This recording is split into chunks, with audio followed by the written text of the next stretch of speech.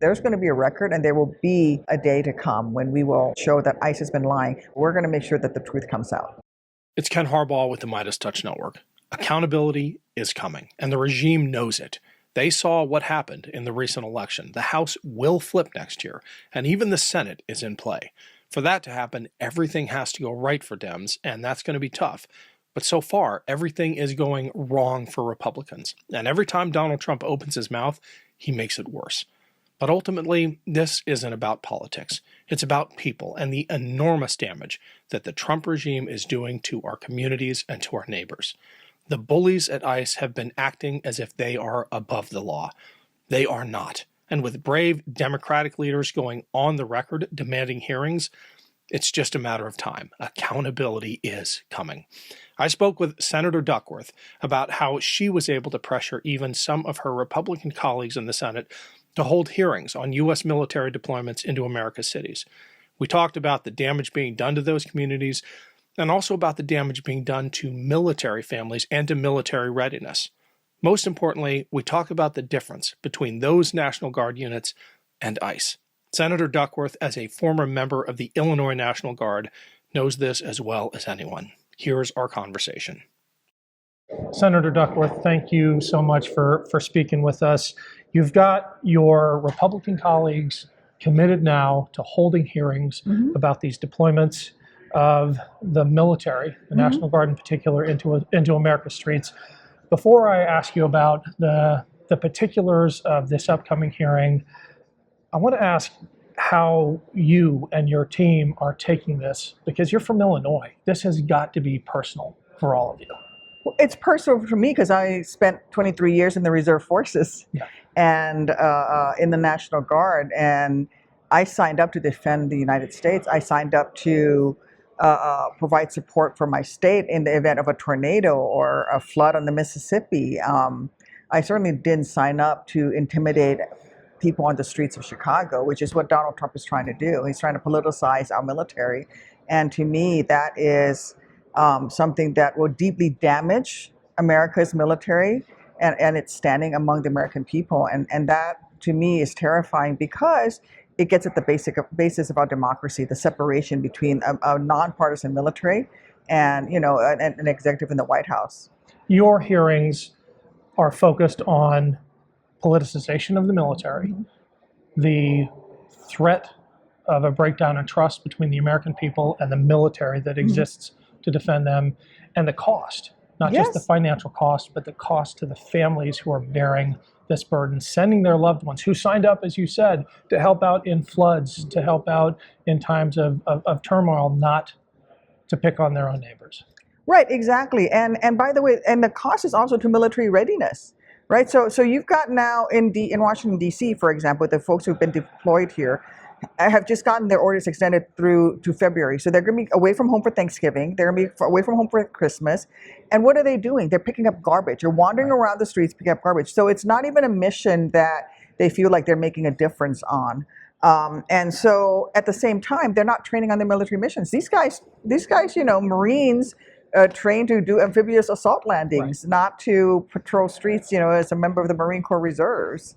You've got guys who want to be getting ready to do their job should they get called to go do that. And what does that do to military readiness when you take 200 people out of the Illinois National Guard and say, okay, you're going to stop training for your wartime mission and now you're going to go do this? What does that do to the readiness of our military? Because we know already that our nation's military cannot go to war, cannot defend America abroad without the National Guard and the Reserve being part of that force.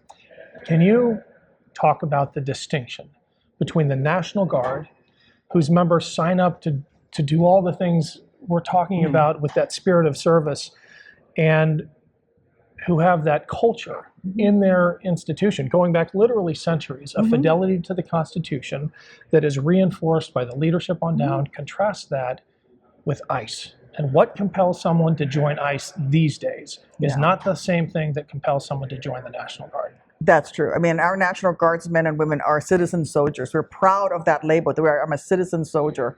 And so they are there to serve the nation, to protect and defend the Constitution. It's the same oath everybody takes. But also that idea of serving their neighbors, being there when there is that flood, being there when there is that tornado, and helping the community, because they are part of that community. They understand the community. And now what you have with ICE is actually a hollowing out in DHS and ICE, where the professionals, the people with 20 years of law enforcement experience, the professionals in ICE and DHS, they've left. They're gone. They're gone. They've either been fired or they've left because they don't want to be where ICE is. And what you see now are these recruiting videos, to rock music, saying $50,000 signing bonus that they're showing on WWE, right, during commercials, and then they show people basically banging heads, and these are not people who actually want to do responsible law enforcement. This is just, a perversion of what Homeland Security is supposed to be doing. Do you worry that the Trump administration is intentionally trying to conflate the National Guard with ICE? It feels like in the way they've structured some of these deployments, they want to confuse the American people when you have ICE people wearing uniforms that are not prescribed by any kind of statute, when they're being protected by the National Guard. It feels like we're being set up to turn against our own National Guard, which, as you've said, comes from our communities. Right. I think they're trying to have ICE borrow the upstanding reputation of the National Guard in our communities. And they think that if they can dress like the military, then people will trust them and let them in. The way people trust our nation's military. Listen, I'm a member of Congress. There was a survey done recently that says that Congress had a lower approval rating than cockroaches and colonoscopies. So I belong to a body that has a low approval rating, but that is not the case for our military men and women. Right. They're one of the institutions in the United States that is still highly regarded by all sides. And that's what ICE is trying to do. That's what DHS, what Trump is trying to do is borrow the standing of our military men and women and put that onto ICE. And frankly, the fact that ICE covers their face shows you that they're ashamed of what they're doing, because the members of the National Guard don't cover their faces. And so we need to make sure that there is a real distinction, that people understand that these folks in quasi-military uniform, they're not military. Hey everyone, quick break to tee up a trailer for a new show that I have been dying to tell you about. Chris Goldsmith, audience favorite here, is launching his own podcast. Enjoy. This is On Offense, and I'm Chris Goldsmith, combat vet, anti-fascist investigator, and founder of Task Force Butler and Veterans Fighting Fascism.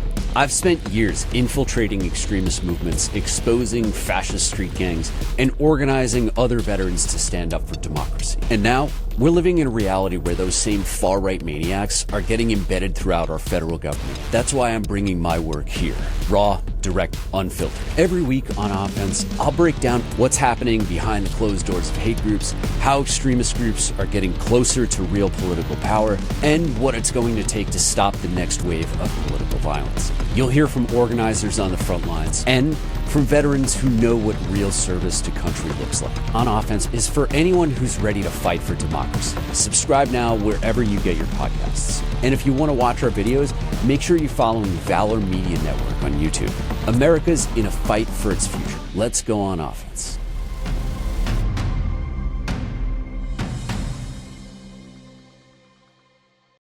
I'm sure it took a lot of work, but you now have Republicans who are supporting these hearings to call Hegseth and Chairman Kaine and I believe DOD General Counsel to the mat to have them defend what they are doing to America's cities. How do you explain to the American people the progress with respect to these conversations with your Republican colleagues? Are they coming around? It must be like pulling teeth. It is, but it also was me using my power on the Senate Armed Services Committee, but also the reputation I have and putting that on the line, because what I did was I put a hold on the defense budget, which I've never done in my 9 years in Congress. And when I put the hold on it, when they were trying to pass it quickly, they immediately responded, because they said, you know what, Duckworth she's not bluffing. She's not bluffing. When she says she's going to do this, she's going to do, because she doesn't do it. It's not, there are members who put holds on all the time. This is my first one in 9 years. And so they very quickly acquiesce. But I also think the reason that they acquiesce is that there is a desire among some of my responsible Republican colleagues who would like to have this hearing. And I provided them with the cover to have this hearing. Last question, and it's about accountability for DHS, for ICE. How committed are you to holding the kinds of hearings that will expose the illegality happening right now? How important is it to you to send that signal today that that agent on the street wearing the mask might feel immune from prosecution, but they're not? The They're oath not. is the oath, and the Constitution is the Constitution. Right. And I have my job to do, and my job to do is to serve my constituency, and I will make sure that we continue to pursue this. That's why I also have asked, when my community members have asked, what can I do to be helpful? I said, well, don't, number one, peaceful protest, but record everything. Yes. Record everything. And we've done that in Chicago. People are out there with their cell phones recording ICE and everything. And so there's going to be a record, and there will be a day to come when we will show those recordings and show that ICE has been lying. We already see this is happening, right? They even lie to judges. I mean, in fact, in some of the judicial rulings, the judges have said that, you've lied to me. You said that you were hit first, and in fact, there's video showing that you actually slammed that man's head to the ground after he was on the ground. And so we're going to make sure that the truth comes out. And this is from the top down, from Bavino on down. It is in contrast to the National Guard. It is a culture of lying. It is a culture of covering your face out of shame. Yes. Senator, thank you so much for joining us. Thank you. Thanks for having me.